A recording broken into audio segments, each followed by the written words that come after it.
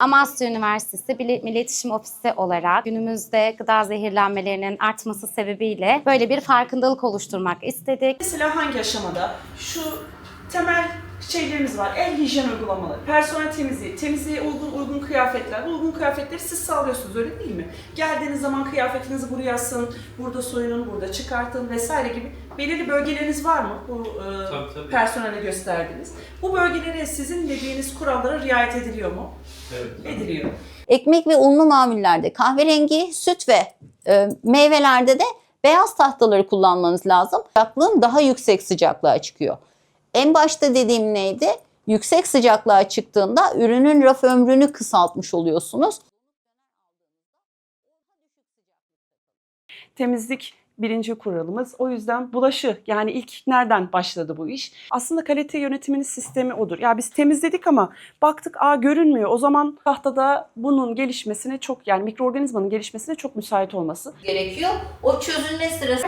Mikroorganizmalar herhangi bir yolla gıda maddesine bulaşıyor. Mikroorganizmaların gıdalara bulaşmasını birinci olarak engelleyeceğiz.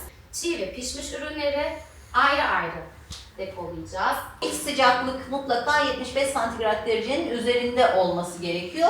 Sürekli yüzeyle ve başka ürünler. Bizim için personel aslında en görünür. Merhabalar, ben Slow Meslek Yüksekokulu Gıda İşleme Bölümünden doktor öğretim üyesi Sultan Acun. Biz Amasya Üniversitesi olarak üretimin temelinden sağlıklı ve güvenli gıda başladığını inandığımız için üreticileri bilgilendirmek amacıyla bu etkinliği düzenledik. Merhabalar, ben Amasya Üniversitesi Sulava Meslek Yüksekokulu Gıda İşlemi Bölümünde öğretim görevlisi olarak görev yapmaktayım.